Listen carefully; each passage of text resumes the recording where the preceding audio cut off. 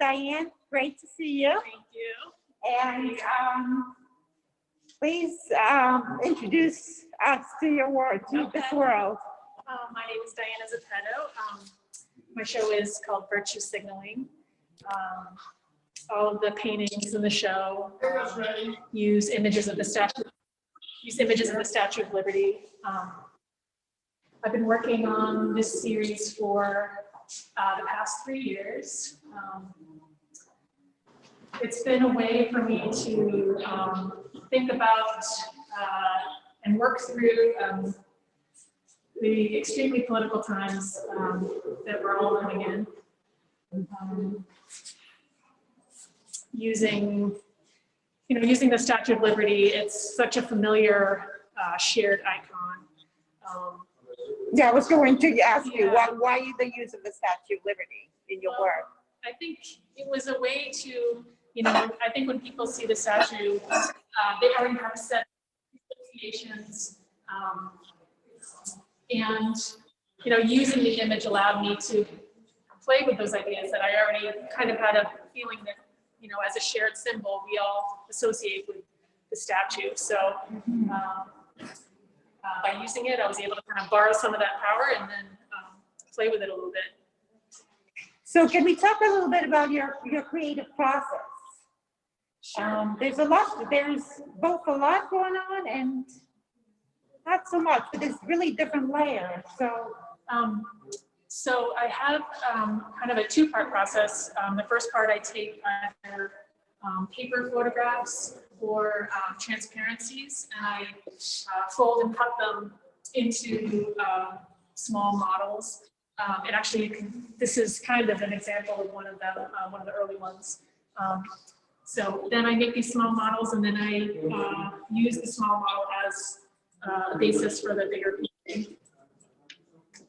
So in that way, I'm able to get I'm able to manipulate the paper. I'm able to use cut, make folds in the paper, fragment the image, and I just keep kind of playing with the composition until it sort of says something that is of interest to me. And I think over the past 3 years, there's been so many different moments of so many intense moments, and I think anywhere along the line of all of these paintings, there's each one of them is kind of working through some of those moments, I think. I mean, that you certainly seem to bring the Statue of Liberty to life. There's some expression that this there particularly is very haunting. 100 miles. Was there a particular moment that helped you come up with this piece? Well, this one, and I actually kind of tracked them by the titles. So this one is Liberty 3, Nothing is Inevitable. And this title was taken from Senator John McCain's, his farewell letter right before he died. That was a line in it, and I thought that it was a particularly interesting line because it had, multiple meanings. Nothing is inevitable, so nothingness is inevitable, and also, nothing is inevitable. We have to work at democracy or whatever it is. It's not just going to be handed to us, and so that I think that kind of intensity is maybe kind of part of what's in this particular piece. Mm-hmm. So a little earlier, we were talking about a different process you've been using on some of the later pieces. Would you like to talk about the process? Yeah, these on this wall I was using opaque paper. This image uses not just, I started using the image of the torch, the original torch that the Statue of Liberty had. They cut into it, and so I was able to add some light to it, some color and extra element. And then because I started using, light, I started wanting to actually try to use transparency. So some of the later paintings, I started to actually just use transparency with light coming through it as a way to make the models and add a little more interest to me, because it's, I decided I wanted to do a series and focus on it, and you kind of have to keep finding different ways to make it new and interesting, each piece. So this piece, there's a place you must go, uses, so that here's a torch image, but it's all on transparencies. And then I'm like folding and cutting those transparencies and overlaying them. And so you start to just get, you know, a lot more abstraction and, you know, some interest, and actually I needed to start changing the palette too, because I was getting like, I can't do another blue image. So it was interesting to me to start playing with some undercolors. But, and yet they really all tie into each other. So it feels to me like where by choosing to either showing only a piece of her face, partially hidden, it's almost like, is she running away from us, or are we about to lose her? This is how I perceive it. Yeah. Was there an intent to? Yeah, I think, you know, in some cases, like obscuring the face in some way, I think has an emotional quality to it of loss or confusion, or, you know, I think you have to, you know what the image is, and so your mind has to kind of put together like what you're seeing and what you're not seeing. But yeah, I think hiding, obscuring, I think those are all kind of ways of expressing some doubt and uncertainty. Yeah, I keep thinking of a sentence, freedom is elusive, or freedom is fragile, when I look at your paintings.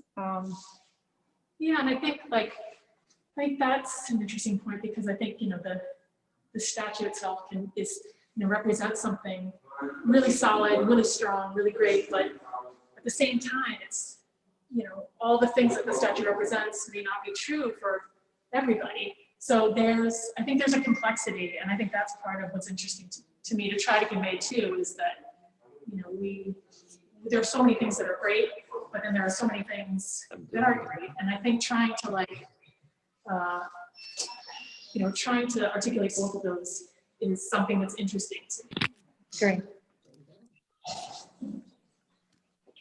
Okay, we seem to have a lot more light in these two pieces here. Yeah, these we can use like a light box with the model, so there's light actually shining through the transparencies. Okay. In the interest of time, I just wanted to make sure we got to these pink. Yeah.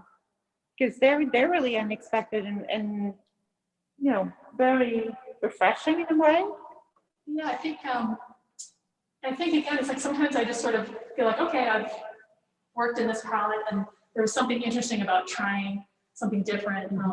These I did kind of as we got closer to this last election.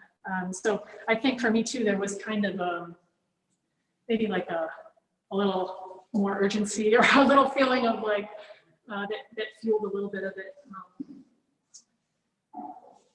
You know, absolutely. A little more obscure. It was just interesting to try red after so many blues and greens. Right. Very interesting and just as powerful. And I can't help but notice that you've also added to your exhibit a video. So this is a really neat concept. Do you want to talk? Sure, yeah. And, you know, in working on this project, I traveled to the statue. I got to know the librarians at the statue, and they loaned me this video that they have. It's just like all this footage. You know, and so that's part of the video. The second part of the video is somebody at my studio building created a video that's basically an artist talk. So you'll see the beginning of it, of me in my studio. So somebody at my studio just knitted those two videos together for me. This is the second. As a way of just adding a little bit of, you know, just so you can see a little bit of the process. Mm-hmm. And then, you know, the statue, I think there's something interesting about seeing, you know, the second part of the video just showing footage of the statue itself and the history of it. because I got a little like nerdy about the statue. Yeah. Doing this project, so. I watched that earlier and I thought it was captivating. It was so fitting in your show. So that's something that's hard to really render. And it was fun too. I got to work with a lot of different artists, you know, to help, like things that I couldn't do. Like I couldn't put that video together. I couldn't hang that TV on the wall, but there was enough, you know, there were a lot of artists that helped out, and it made it really fun for me. And can we for a second go take a quick look at the small pieces that you have in the front?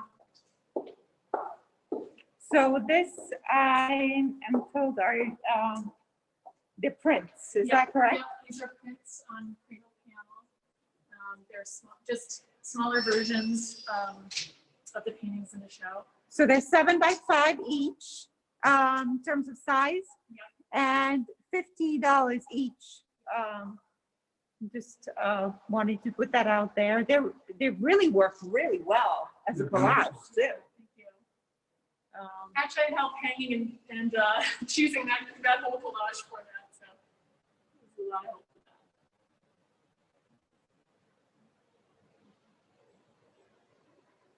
Wonderful. Do we have any questions on the line? No, just Christine said she loves the dimensionality of your paintings. Thank you.